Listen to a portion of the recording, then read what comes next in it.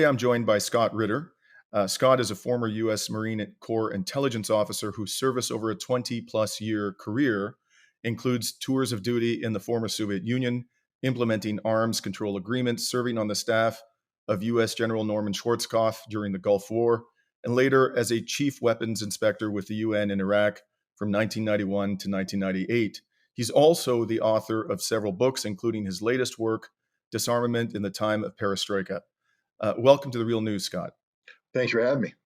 So, Scott, the focus of our discussion today, which I'm sure won't be any surprise to you because it's been such a hot topic for all of us recently, is the Ukraine war. And as many of our viewers will know, you've commented and written extensively on the Ukraine war, expressing views which I think it's fair to say have departed considerably from those which dominate Western mainstream discourse about this war. And one of the dominant themes, as you well know, in Western mainstream discourse about this war is that Ukraine is winning and that the performance of Russia's military has ranged from disappointing to disastrous. And that claim reached a fever pitch during the Ukrainian army's recent offensive in the Kharkov region, which resulted in the Ukrainian military seizing control of a large chunk of territory that Russia had controlled for months. But even after the loss of that territory by Russia, Russia still had control of numerous cities that it did not control before the invasion, including Severodonetsk, Lysychansk, Mariupol, and Kherson. After the counteroffensive, Russia also retained something very important, a land bridge to Crimea. And finally, two things have happened since the Kharkov counteroffensive. One, the front line appears to have stabilized. And secondly, the Russian military has begun to systematically degrade the power grid in Ukraine. So with that as background, a background with which I'm sure you're completely familiar, what do you make, given current circumstances in the battlefield, about the claim that Ukraine is winning this war and Russia is losing it? Well, let's just start with basic strategic objectives. Let's look at the Russian strategic objectives first. First and foremost, Russia is seeking to get Europe and the United States to buy into the notion of a negotiated new European security framework. It's something that Russia put on the table prior to invading Ukraine. If people remember back to December 17th, I believe, of last year, Russia submitted two draft treaties, one to NATO, one to the United States, which articulated Russia's stance on what its vision of a new European security framework could look like. They invited the West to read it and have a serious discussion about it, and they were ignored. Then Russia invaded Ukraine, and Russia has two objectives. One is the demilitarization of Ukraine. The other is the denazification of Ukraine. Demilitarization means the elimination of all NATO influence on the Ukrainian military, and denazification means just that, getting rid of everything that Russia considers to be related to the ultra-nationalistic ideology of Stepan Bandera and the white supremacist manifestations of that. Now, these are words that I'm not using. I mean, people go, well, Ritter, yeah, you're very good at Kremlin talking points. I'd advise people to go back and actually read the amendments put by the United States House of Representatives on Department of Defense appropriations legislation from 2015 up until just this year. They continuously forbid funds, U.S. taxpayer funds, being used to train the Azov Battalion, which is listed by the U.S. Congress as a white supremacist neo-Nazi organization. So anybody who wants to pretend that there isn't a Nazi problem in Ukraine, simply I refer you to Congress and its own legislation. The Russians believe that this is a big problem, and they want it eradicated. Now, why did I bring this up? Because Russia hasn't shifted gears at all. I mean, Russia's still saying we want a European security framework out of this, and we are adhering to our original objectives. Russia hasn't altered course at all. Ukraine, on the other hand, is saying that victory can only be achieved when Russia is evicted from all territory, including Crimea. I would say that Russia is closer to achieving its objectives than Ukraine is to achieving its objectives, which tells me Russia has the momentum, Russia has the initiative, and Russia has realistic objectives that can be attained. Um, Ukraine doesn't. I mean, there's just literally no one on this planet besides maybe, um, I don't even think the Ukrainians believe it, that they're going to recapture the Donbass, that they're going to recapture Kherson, Zaporizhia, that they're going to recapture Crimea. This is fantasy. So you have one side that their objectives are fantasy based. You have another side whose objectives are, while difficult to achieve, are very realistic. Um, so I'll go with the realistic side over the fantasy side as to who I think is going to prevail. Then we take a look at capabilities. For certain, Ukraine had a good September. There's no one that's going to debate that issue whatsoever. But at what cost? And what I mean by that is in order to achieve this good September, Ukraine had to absorb um, billions, tens of billions of dollars worth of NATO equipment. It took months to do this. It took months to get people trained on this, to bring the equipment in, to match the equipment with the people, organize it, and bring it to the battlefield. And then in 1 month, Ukraine pretty much burned through everything. The casualties they've suffered have been horrific. They've lost the equipment, they've lost most of the manpower, um, and they're down to a position now where they're begging the West to help them reconstitute this capability. Russia started September with pretty much the same force structure that it brought in when it invaded in February. And what had happened is Russia pretty much had insufficient resources to the task they had set forth for themselves. They had many parts of their defensive line that were stretched thin. And the Ukrainians were able to exploit this, and the Russians wisely, I believe, traded territory for lives. The Russians aren't in the business of just throwing away Russian lives. And so they weren't going to hold on to a strong point and defend it to the last man. Uh, they were more than happy to withdraw, trade territory, save lives, consolidate their defensive positions, all the while inflicting what should have been prohibitive casualties on the Ukrainians, tens of thousands of losses. Meanwhile, while Russia is consolidating their lines, they're reinforcing. Vladimir Putin ordered the partial mobilization. 300,000 reservists have been called up. 87,000 of them are currently deployed into the Special Military Operations Zone. The rest are finalizing their organization into fresh combat units, which will give the Russians tremendous flexibility and operational capacity. So, as Ukraine is shrinking its combat capability, Russia is increasing its combat capability. And then we take a look at strategic aspects of this conflict. I think the West made a mistake in misinterpreting Russia's soft approach to the special military operation, going in with fewer numbers than many people thought was necessary, and going in softer, not doctrinally, not using overwhelming firepower, not rolling through. Um, in effect, trying to reduce civilian casualties and damage to civilian infrastructure. While the reduction of civilian casualties continues to be an objective of Russia, the day and age of saying we don't want to harm civilian infrastructure is over. Russia has taken the gloves off and has shown that it can close down Ukraine as a modern nation state anytime it wants to. It's degraded their electrical grid, their power grid. Ukraine has rolling blackouts, and the Russians are taking it easy. Russia could easily shut everything down, but they're not. They're making a point right now that they do this damage. Um, Meanwhile, Russia's just functioning as it is. And then we take it out a step further because it's not just Ukraine that's suffering. You see, the West thought they were going to A, deter Russian aggression, and B, compel Russia to stop its aggression by imposing uh, massive economic sanctions. I think that's the word that was used, unprecedented economic sanctions. I mean, we were told there were masterful economists, experts in energy security that had solved the issue of how to shut down this gas station disguised as a nation. All we have to do is cut off their gas, their energy, and they're going to shrivel up and go away. Russia proved that the gas station actually knows more about global energy security than the West does. They flipped the script. Russia's not the nation suffering. Europe is suffering. The entire continent is suffering. America's suffering. What people are talking about, we have a couple weeks left of diesel fuel. I don't think people comprehend what that means when we run out of diesel fuel or we get such a shortage that the prices go through the roof. Because diesel powers the trucks that make the supply line work, that bring food to our stores at a reasonable price. And you start jacking up the price of the cost of transportation, it will be transferred to the consumer. And if you eliminate diesel potential to where transportation is frozen, nothing makes it to market.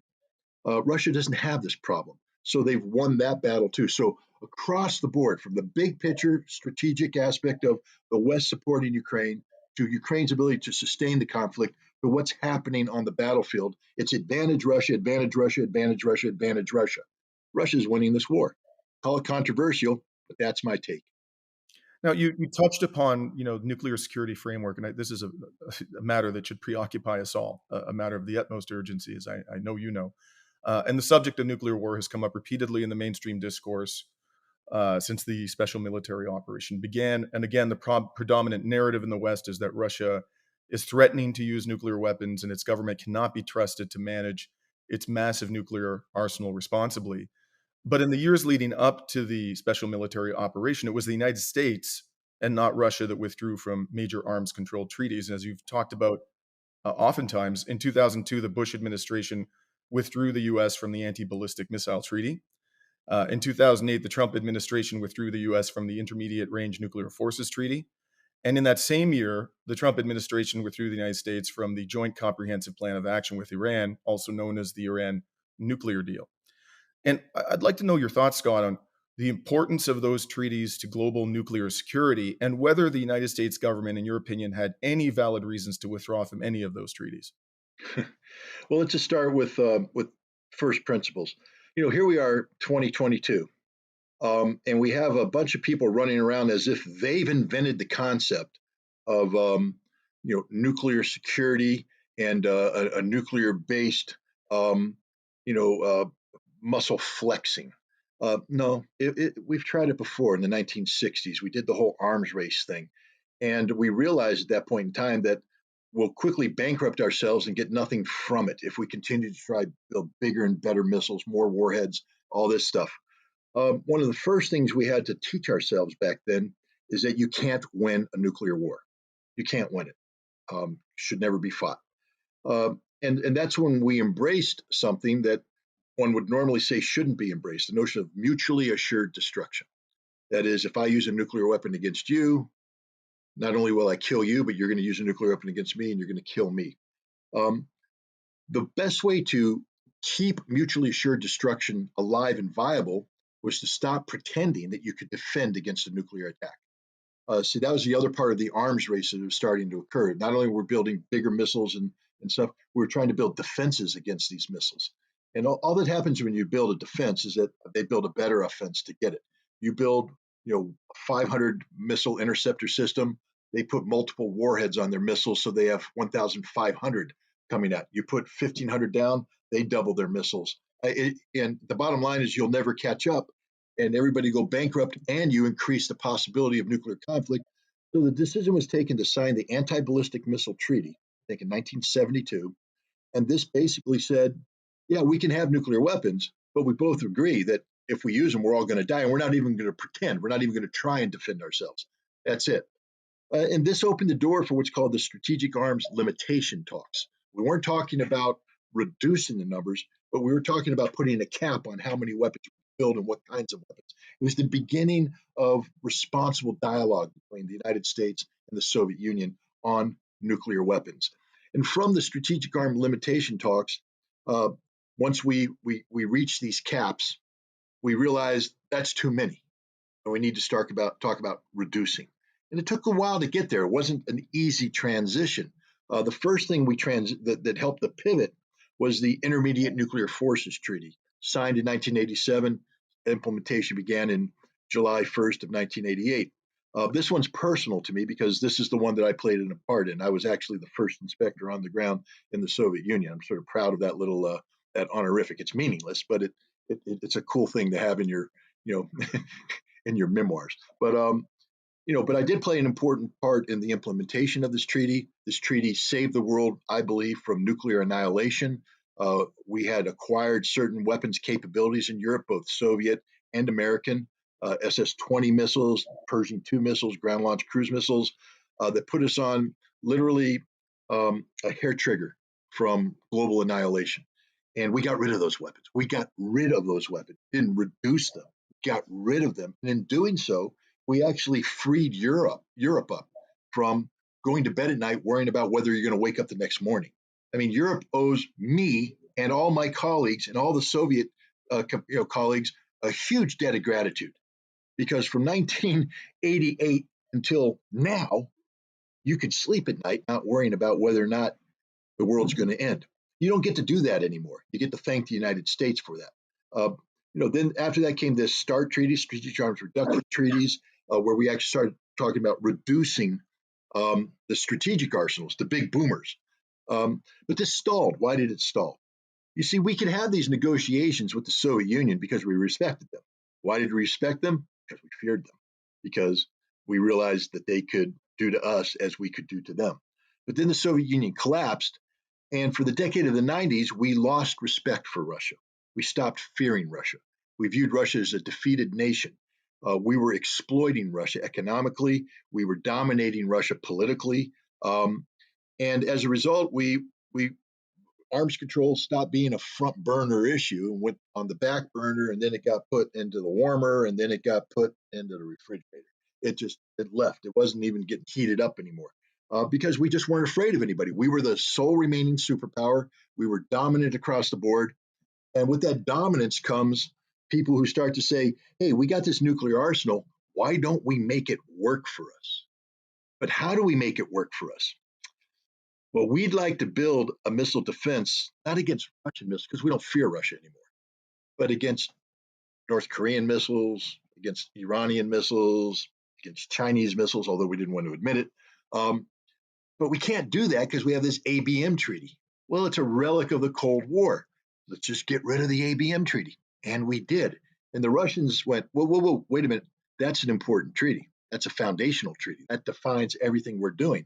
And Bush said, no, don't worry about it. It doesn't apply to you because you're weak, you're useless. We don't view you as a threat. It only applies to these rogue nations, although it didn't, because the only way that we've implemented it is in a manner which has the potential of shooting down Russian missiles, nobody else.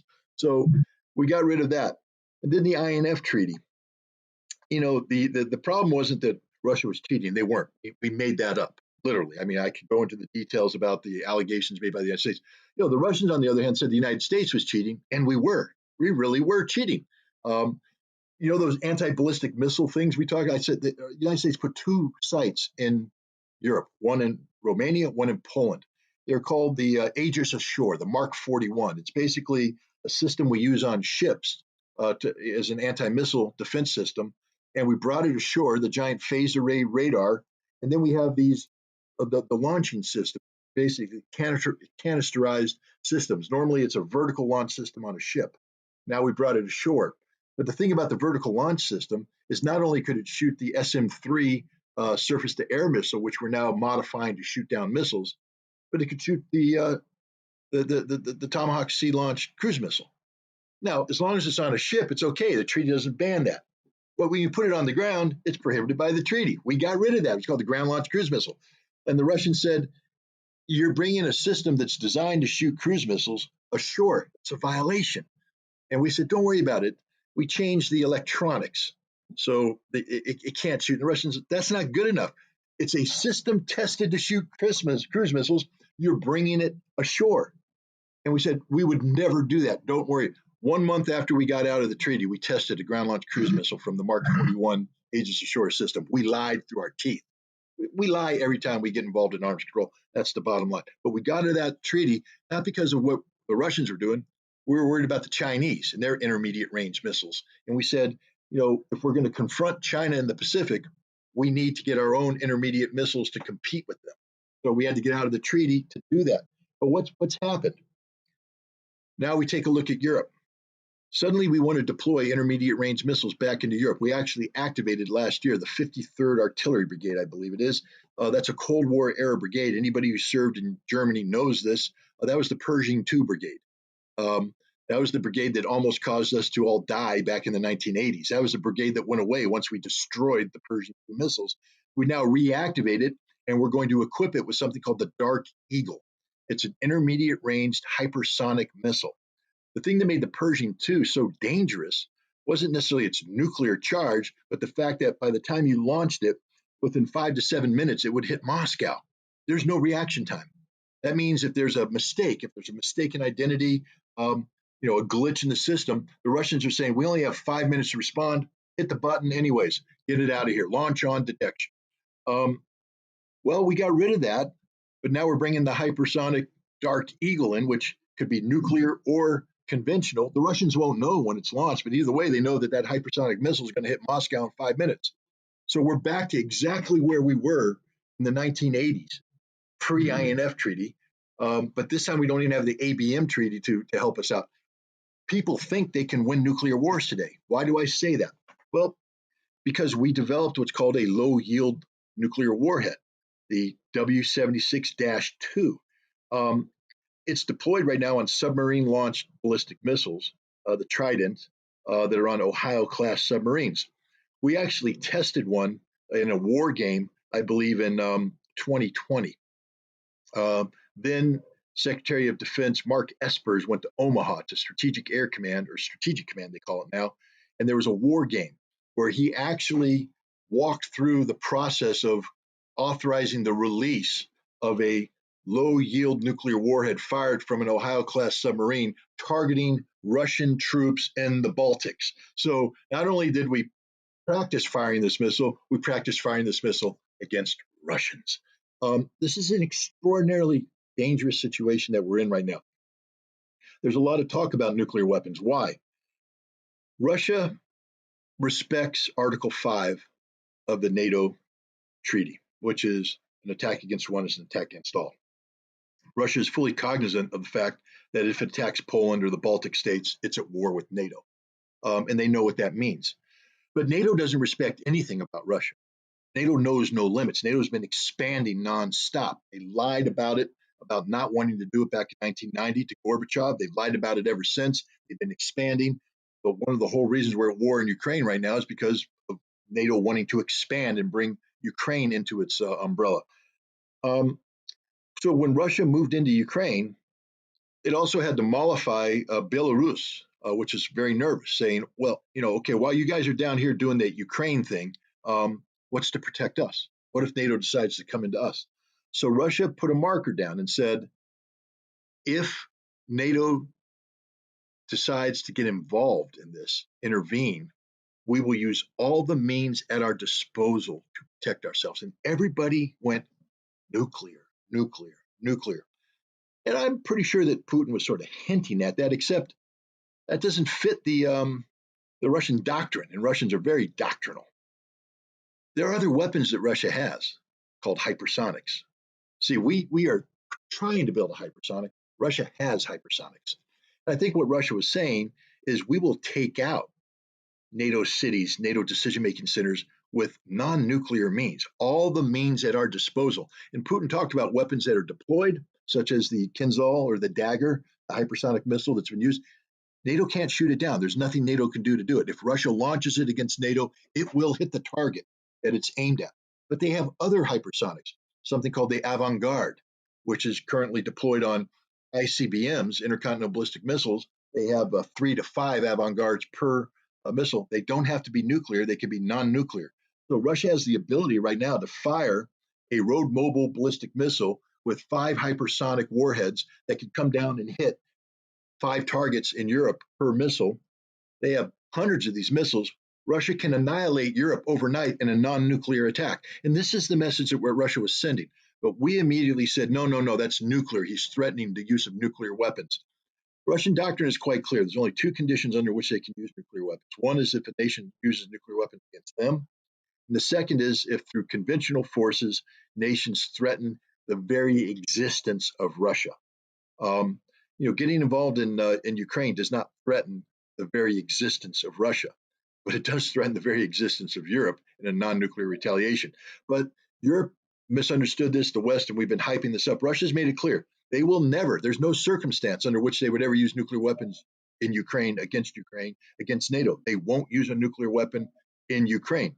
If it comes down to time to use nuclear weapons, they're not going to nuke Kiev. They're going to nuke London. They're going to nuke Paris. They're going to nuke Berlin. They're not going to nuke Kiev. So the West has totally misconstrued this, totally misunderstood this. And it's the West that's done the most aggressive behavior here. One, you have Zelensky giving a speech where he basically begs the West to carry out a preemptive strike, a nuclear strike, some people implied, against Russia uh, to prevent them from nuking Ukraine. So Zelensky uses a false premise that Russia is going to nuke Ukraine. Russia will never nuke Ukraine. But to prevent something that Russia will never do, he wants the West to nuke Russia preemptively. And then a week after he issues that speech, NATO holds a nuclear exercise where they practice loading on B-61 air-delivered nuclear munitions on to aircraft whose sole purpose is to drop those bombs on Russia. And if you're a Russian, you're going, wait a minute, Zelensky just begged you to launch a preemptive nuclear strike, and now you're carrying out a nuclear exercise, which, gosh, if you wanted to, you could load the real thing on and carry out the real preemptive strike. Very dangerous situation. Russia responded by testing its own strategic nuclear forces, showing the world that we have all these missiles and we can use them and you'll die and there's no reason to do this. Um, both those exercises were planned in advance. These weren't something that were done because of Ukraine. But responsible leaders on both sides should have stopped their exercises. Russia didn't announce their exercise until the very end. So there's a possibility that Russia would have taken the lead from NATO. If NATO said we're going to delay this exercise, Russia may have done the same thing. But now those exercises are over, and I have a feeling that more mature minds in the West are reconsidering what's going on. You hear some dialogue out of the Biden administration about we don't see any evidence of Russia preparing to use nuclear weapons. This is good. I think the more we don't talk about nuclear weapons, the better off we are. But eventually, we are going to have to talk about nuclear arms control. Bottom line is the diplomatic off ramp for the situation in Ukraine is probably best served by re-engaging with Russia in meaningful talks about arms control. Perhaps breathing new life into the INF Treaty to prevent the deployment of Dark Eagle, to get the Russians to do whatever needs to be done to mollify the West, to walk us away from the edge of the cliff. We don't need to be standing on the cliff staring over it. That's not a good place to be. Right. So I'd like to, in the time remaining to us, focus on the question of, I mentioned at the outset, I'm in Montreal, Canada. I'm a Canadian. And I'd like to talk to you a little bit about Canada's relationship to NATO. Um, and I'm going to offer to you a kind of contrarian perspective that is entirely non-military. I have absolutely no military expertise, never served in the military, never studied military science. I'm just a layperson looking at the lay of the land, and I have a certain view which you can't even talk about in the mainstream of Canadian politics. It's simply taken as a given that Canada should be a member of NATO and that being a member of NATO enhances Canada's security's interest. As I look at it, however, uh, NATO undermines Canada's security. And the reason I say that is, first of all, I think, again, from a non-military perspective, Canada has formidable natural barriers protecting it. It has the Arctic Ocean on the north, the Atlantic to the east, it has the Pacific to the south, it has the longest undefended border with the United States, but the United States government is supposed to be our ally. That's the official position, that this is a country to which we are closely tied, which would never do anything to threaten the security of Canadians. And I think we all know that if Canada were to come under attack from one of the few countries that might be able to actually sustain an attack on Canada, despite these formidable natural barriers like Russia or China, the United States would not tolerate the presence of hostile military forces so close to its northern border. And it wouldn't take a treaty, a NATO treaty or any other treaty, to cause the United States government to intervene to bring that threat to an end. Now, conversely, because we now have signed on to Article 5, countries which are very vulnerable to attack, for example, the Baltic states, Latvia, Estonia, Lithuania, Ukraine itself, although it's not yet a member of NATO and hopefully will never become one, these countries, we have a reciprocal obligation of mutual defense. They probably couldn't come to our aid if we needed it. And we probably would never need it because we have the United States, in theory, protecting us. So as I look at the situation, I think that there's no real upside for Canada being a member of NATO. There may be for other NATO states, but I can't see an upside and I can see a hell of a lot of downside. And I'm curious, with your military expertise, what would you say to Canadians about whether NATO enhances their security? Do you think it does? Do you think it doesn't? And if so, why? Well, let's go back to the roots of NATO in the post Second World War. I don't think anybody who's knowledgeable about the history of the war in Europe can minimize the role played by Canada. Canadian troops were there in the fight, in the thick of the fight. Canada stood side by side with the United Kingdom and the United States in helping defeat Nazi Germany. Therefore, Canada earned a seat at the table of the post-war um, security framework that became NATO, North Atlantic Treaty Organization. And the Canadians maintained a permanent military presence in West Germany, I think in Lohr, and they were integrated, highly respected troops, very professional, um, and they continued to play a meaningful role in preserving the security of Europe during the Cold War. The problem comes when the Cold War ended. At that point, what role is Canada playing and why? What role does NATO have? When NATO stops being about preserving the post World War II security framework and becomes more about securing European stability, Canada probably needs to, at that point, start questioning why they're there. And then when Europe and NATO deliberately start this policy of expansion, um, and in doing so, basically empowering nations like Poland and the Baltics to call the shots. I mean, they're the ones on the front lines. They're the ones. Their voice is far more important than Canada's voice about Ukraine. Canada literally has no voice about Ukraine. I know Canada is providing munitions and stuff, but no one's listening to Canada because you don't get a vote. You're not there. I mean, yeah, I know there's some Canadian forces at the headquarters, and but what does Canada bring to the table? Frankly speaking, nothing. Nothing. That Canada can't bring anything to the table. First of all, for Canada to deploy troops to Europe, you need the United States. So in effect, you become an extension of the United States. You can't function without the United States. Um, and as you rightly said, let's say Russia, God forbid, decided to move on Canada from the north in the Arctic. Where's Latvia? Where's Lithuania? Where's Estonia? Where's Poland? They're not there. They're not going to be helping you. The United States will be. I think Canada would be wise to strengthen its relationship with the United States. Um, that means a bilateral security treaty with a guarantee of American nuclear umbrella to have the same Article 5 type protection, but with the United States, that an attack against Canada is an attack against the United States kind of thing. Um, and recognize that Europe had become a poison pill. I mean, the bottom line is there's no upside for Canada and Europe today. You gain nothing from that relationship. It only threatens you with war, and it basically gives um, a veto of Canada's very survival to Eastern European nations that don't have Canada's best interests in mind. Um, NATO is an organization that has long past its useful life. Um, it and that's being proven today.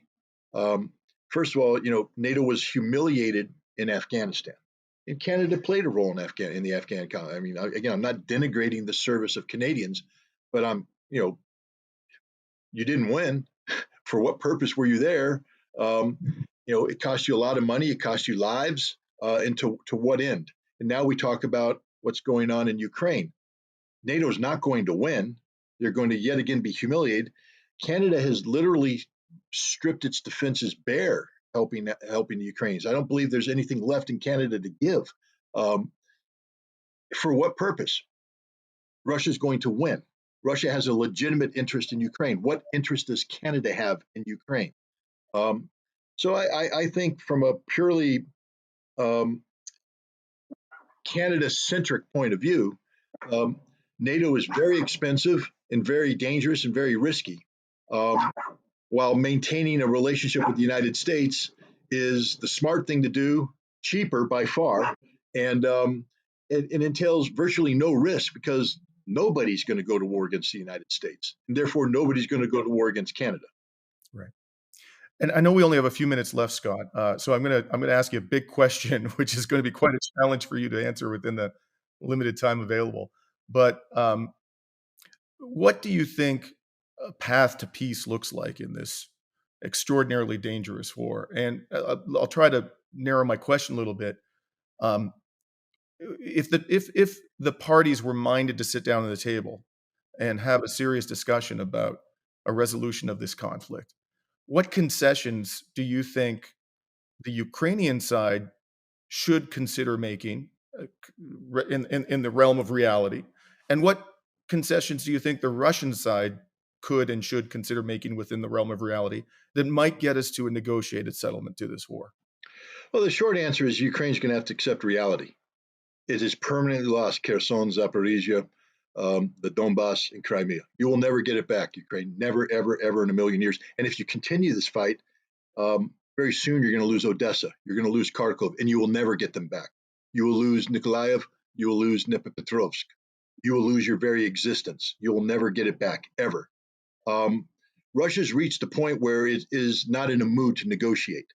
Um, what the Ukrainians would have to offer the Russians is a lot, which is recognition of all territory, um, a guarantee that they will never join NATO, and a concerted effort um, to eliminate the ideology of Stepan Bandera from mainstream Ukrainian politics.